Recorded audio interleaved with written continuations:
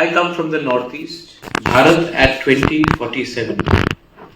तो सबसे पहले मुझे लगता है कि इस टॉपिक में ही थोड़ा सा एक गड़बड़ है, क्योंकि गोवा 1960 में आया, त्रिपुरा 1949 में आया, सिक्किम 1975 में आया।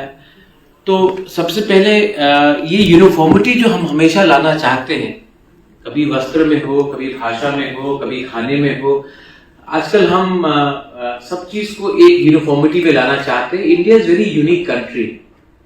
इंडिया में आप यूनिफॉर्मिटी इतने आसानी से नहीं ला सकते। मैं जानता हूं कि बहुत लोग कोशिश करते हैं, लेकिन ये एक बात है कि हमें सब इसको मान के चलना पड़ेगा कि हिंदुस्तान एक झटके में नहीं आया।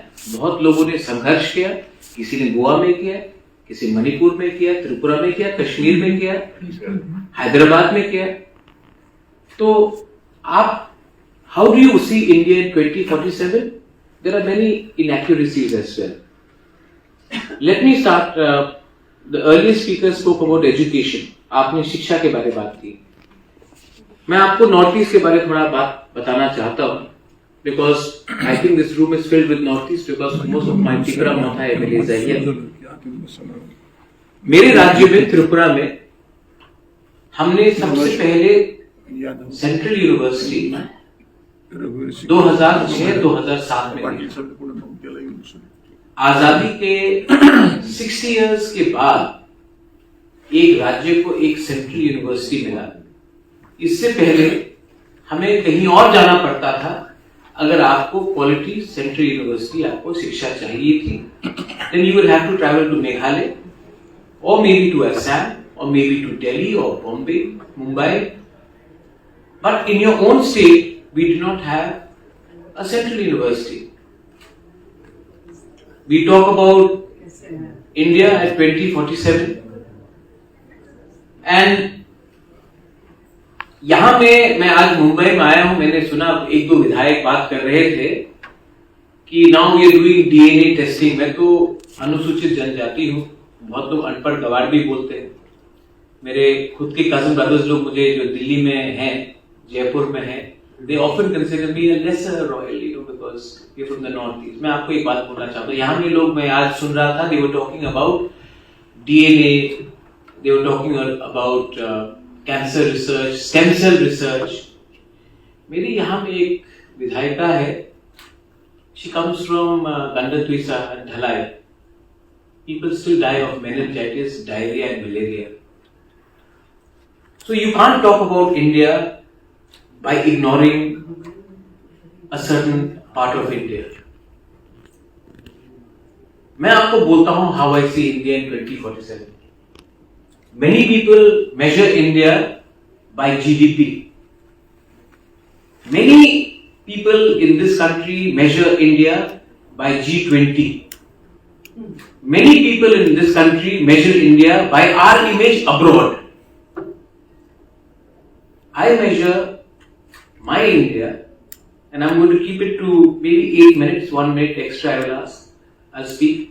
I see my idea of India if my community, which is only 8 to 10 lakhs, 12 lakhs, can be around in 2047, speaking our own language, wearing our own clothes, and surviving in a 1.8 billion or 2 billion population।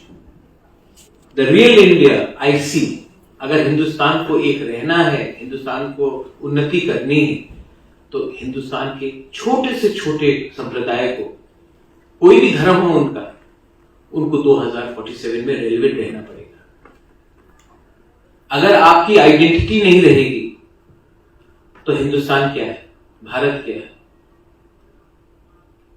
विश्व में सब आपको ताली मारेंगे, आपके लिए ताली मारेंगे, लेकिन अगर एक नॉर्थ ईस्ट का एक क्षेत्र से अगर हम बचेंगे नहीं, हमारा वस्त्र नहीं रहेगा, हमारा भाषा नहीं रहेगा, हमारा आइडेंटिटी नहीं रहेगा, हमारा अस्तित्व नहीं रहेगा, तो ये कौन सा भारत के बारे में हम बात कर रहे हैं? बहुत लोग, मैं भी उस समय जिंदा नहीं रहूंगा, लेकिन हमारा जो संप्रदाय है, हमारा जो जनजाति है, हमारा जो ट्राइबल है, जो इंडिजिनस है, वो 2047 में सर्वाइव करेगा कि नहीं करेगा?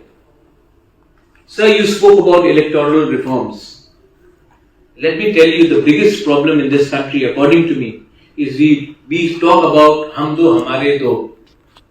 लेकिन in India, population is the only thing which makes you win elections. Today, I don't know if somebody is from Uttar Pradesh, but Uttar Pradesh decides what 30% of India is going to decide.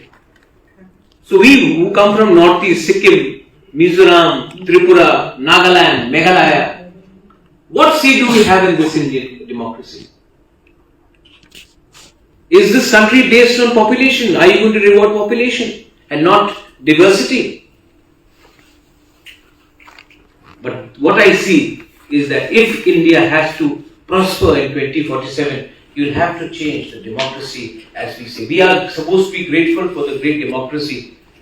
The great democracy these days only rewards numbers. Empathy has gone out. Jingoism and rhetoric has come in. So I think for us to survive in 2047, we will need to look after. When we talk about minority today, we talk about religion, but minority are also ethnicities. I speak for my region. I don't speak for the rest of the country. I think we should all speak for a region. हम लोग सबको अपने क्षेत्र के बारे में बात करना चाहिए. बहुत बार मैं जाता हूं और मैं सुनता हूं कि आपका तो छोटा राज्य है, आप तो बहुत कम है. जमीन, इमोशन और देश सिर्फ नंबर से नहीं बनता है, जुड़ने से बनता है. If India has to prosper in 2047, we'll have to think for a new economic policy. We'll have to think about climate change because we are not living in an insulated world. We have to think about unlearning what we have learned in the last 60 years. I'm not saying unlearning after 2014. I'm talking about unlearning throughout, because there are many things that we have to learn. And politically, we are, some of you, यहाँ में तो आप लोग legislators हैं, leaders हैं, मुझसे बहुत ज़्यादा जानते हैं, लेकिन मुझसे त्रिपुरा से ज़्यादा नहीं जानते. जैसे कि मैं भी, कोई छोटा नहीं है, कोई बड़ा नहीं है. इमोशन सबका एक होता है.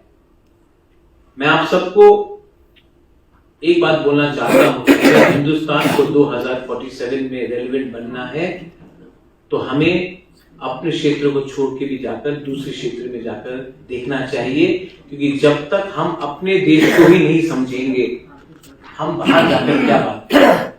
I think it is very important for us as legislators, as lawmakers, to travel and understand. Not go on junket tour, but go and understand. And I know there are some leaders here who have traveled the nook and corner of this country, and I see them in the room. We may be politically in opposite camps, but I do appreciate that. We have to learn to appreciate even the best qualities in our opponents. And a great India in 2047 will only be possible if we are all humble. ये देश को humble रहना पड़ेगा. जो देश के अंदर अहंकार आ जाता है, वो देश अपने ही लोगों को सबसे पहले छोड़ता है.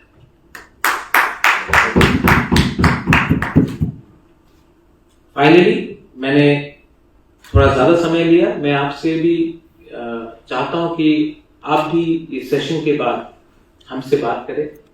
हम भी आपसे सवाल पूछिए, आप भी सवाल पूछिए, लेकिन हॉस्टिलिटी नहीं होना चाहिए. आजकल 9 बजे के टीवी चैनल्स में मैं देखता हूं, हर जगह में India Pakistan line of war. ये इतना, इस देश में इतना, why is there so much of anger? Why are you so upset? क्योंकि they are paid for it. Yes. Tyagi ji तो सब जानते हैं. ये गुस्सा को भी हमें त्यागना पड़ेगा, त्यागी जी. और जिस दिन ये कब तक ये चलेगा, ये कब तक ये चलेगा, और जब तक ये चलेगा इस मुद्दे में कोई बात नहीं करेगा. हिंदुस्तान, भारत, इंडिया, आप उसको कुछ भी कहे, ये किसी एक व्यक्ति का जागीरदारी नहीं है, ये हम सब की विरासत है. And that virasat has to be maintained through collective responsibility, humility, and unity. Belai Belai no Hambai, thank you. Purukka. Very good.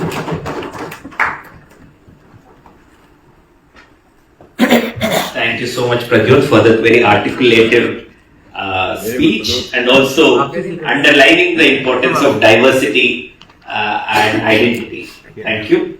I would like to request Shri Sanjay Nirupamji, former President Mumbai Regional Congress Committee and former Member of Parliament of Lok Sabha, Sanjay ji. Kindly. Former member of Shiv Sena.